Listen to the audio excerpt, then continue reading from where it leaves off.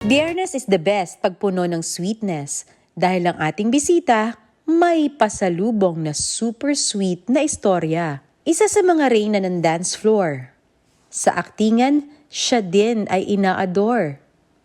Pero iniwan niya ang showbiz career mula nang makilala niya ang kanyang dear. Mga kada, humanda na kayong langgamin dahil ang sweet love story ni Ira Bermudez atin ang aalamin dito sa Kada Umaga. Mga kada, isang matamis na palakpakan para sa ating bisita, Ira Bermudez! Hello!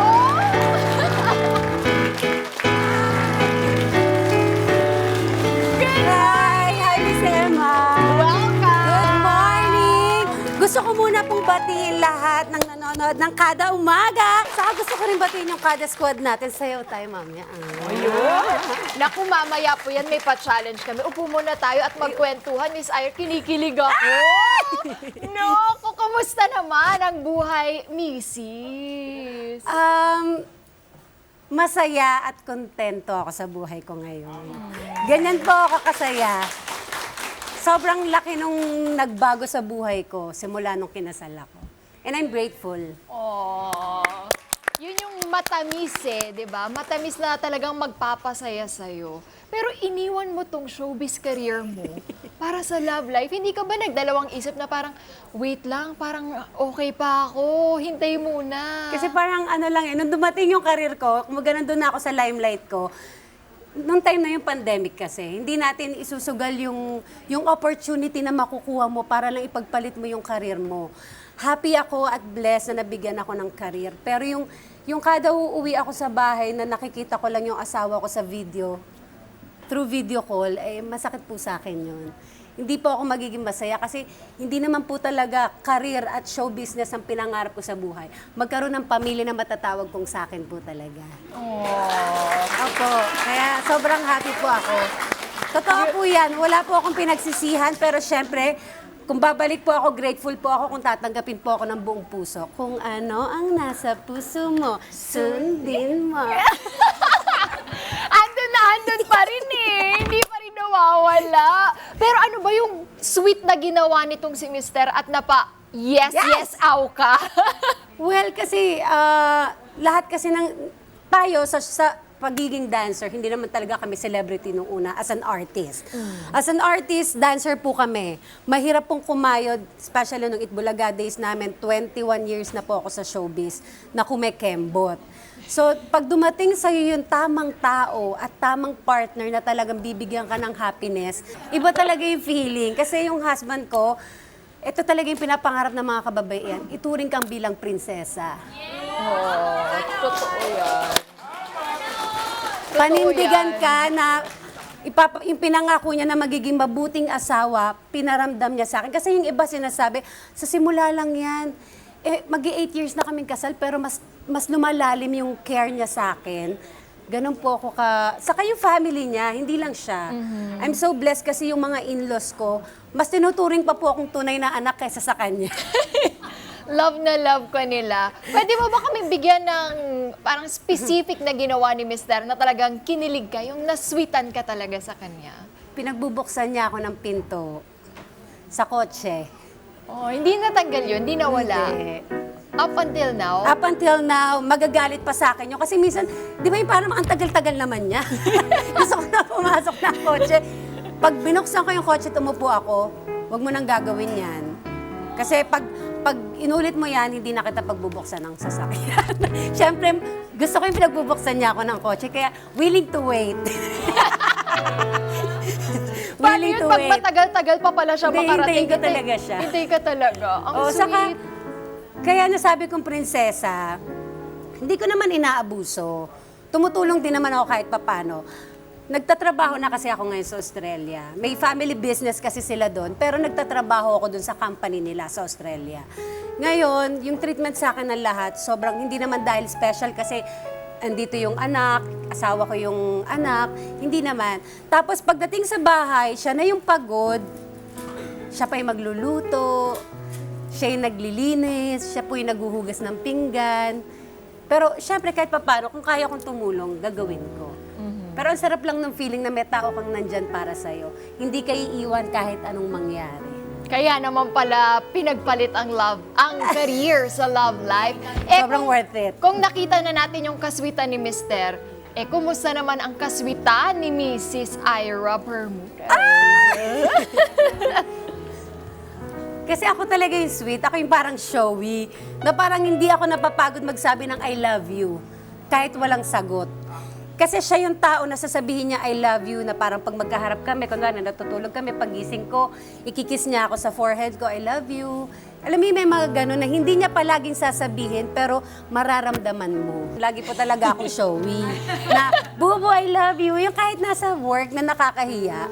Pero yun kasi yung nafe-feel ko, parang sobrang ine-express ko lang. Na sobrang happy ako everyday kasama ko siya. Oh, kitang-kita naman sa mukha mo, Miss Pinalusog Ira. ng pag-ibig. Hindi. Pero 'di ba, sa life natin may sweetness, meron ding pait. Ano ba yung pait na naranasan mo sa life na talagang yun na nagpatatag sa iyo? Ano ba? Yung pait ko sa life, well, yung nawala mom ko, recent lang. Nakikiramay Yes, yung buong oo. kada umaga sa yung sambahayan for that. Sorry. Nakikiramay yung buong kada umaga. I appreciate it po. Actually, nung namatay po mother ko, September 8 lang po yan. So, medyo mapait yung nangyari sa akin kasi mahirap po yung nakikipag-deal ka sa problema ng malayo kayo sa pamilya nyo. Kasi ang mom ko po, kausap ko yan everyday. Tapos, good morning. Lagi ako may good morning sa kanya kasi ako yung laging maaga gumising kasi may work kami. Good morning, ma, I love you. Lagi ako may ganyan dyan. Tapos magsasabi lang siya na nararamdaman niya. Mama ko kasi, na cardiac arrest na dati. So ito yung second time, nagkaroon siya ng nagka-pulmonya siya. Tapos nag-kidney failure. So nung time na nangyari to sa mom ko, birthday ko po yun.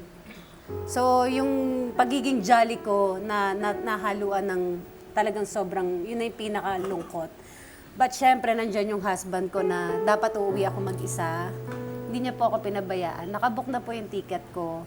Kaya mo ba? Siyempre, sino ba naman ang kakayanin na mawala ng nanay? Kaya umuwi po siya, sinamahan niya po ako. Yun naman yung... Kaya ako po, strong po ako ngayon kasi alam kong mama ko nandyan lang.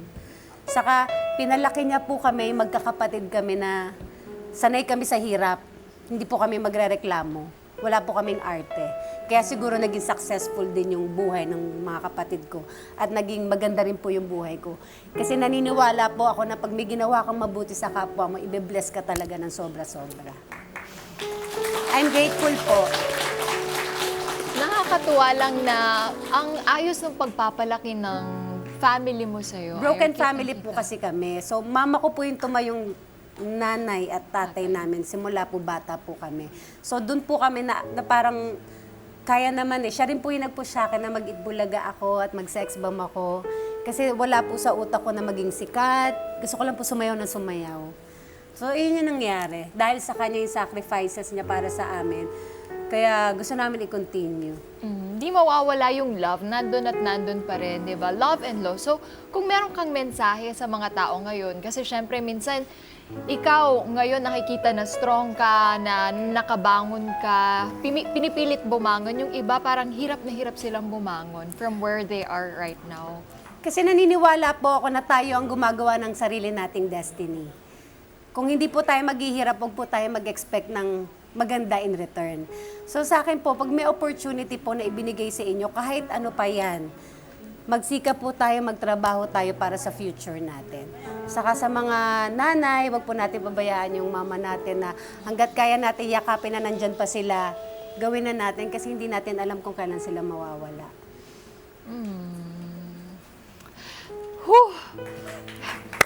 I'm okay po. Thank you. Pero ito naman, ano sa lahat ng nangyari sa buhay mo? Sa tamis, sa pait, sa asim, lahat na yata natikman, di ba, natin sa buhay. Ano yung pinaka natutunan mo? Yung parang ipapasa mo sa anak mo, yung lesson na yun? Sa magiging anak mo? Siguro yung huwag pabayaan yung pamilya na i-build nila. Kasi iba lumaki ng broken family. Mas masarap pong lumaki yung mga anak nyo na nagisnan nila yung nanay at tatay nila. Maituro. Kasi kami po, aminado po, hindi po kami nag-guide ng maayos ng mga bata po kami. Hindi po kami edukadang tao kasi 16 years old pa lang po ako, breadwinner na po ako. Ang point po dito, paano ko maitataguyod yung pamilya ko? Napag-aral ko po yung mga kapatid ko. Yan po yung nangyari sa buhay ko nung kabataan ko. Ako po yung nag-sacrifice para sa kanila. Pero kung makikita ko po ngayon, successful na po sila. Kaya yun lang po yung sa akin. Huwag natin pabayaan at huwag tayong susuko. Kasi wala namang madali sa buhay eh. Lahat talaga, kahit ang pagsasayaw mahirap, hindi yan madali. So lahat po talaga, basta once na mayroon po kayong goal sa buhay nyo, keep on fighting. Sabi nga ng sex bomb, laban-laban, huwag babawi, get out! So ang tanong, what's next for Miss Ira Bermudez? Miss Pia. Hindi. Siyempre, ang future plan namin, business po talaga. Para po magkaroon ako ng pang-suporta din na hindi ko po pababayaan yung pamilya ko. Masyado pong malaki ang pamilya ko. Kung ano po yung blessing na natatanggap ko, gusto ko pa rin po ibalik sa kanila at i-share sa kanila yung sarap ng buhay. Kasi like yung mama ko po, nakaplan po kasi kami pumunta ng mom ko. Pupunta siya ng Australia ng March, hindi niya na po inabot. Gusto ko po i-share yung experience na yan sa family ko. So, yun lang po. Business para sa future po ng pamilya, hindi lang po para sa akin. Paano naman ang baby? Well, darating, niluluto na po yan. May ikot-ikot na po sa tiyan ko yan. Niluluto na. Matagal, yan naman po yung pinapangarap namin, saka kahit yung mom ko bago po mamatay, lagi po akong sinasabihan na magka-baby. Pero ang sa akin naman po, the more na ipe-pressure natin yung sarili natin, baka lalo pong hindi ibigay. So, ginagawa naman po namin yung best namin para magkaroon. Hintayin na lang namin yung blessing from God. Hi mga Kanet 25! This is Emma Tiglao. For more Kada Umaga updates, just click the subscribe button and follow us on Net25 social media pages at Net25 TV and at Net25 Entertainment Facebook page.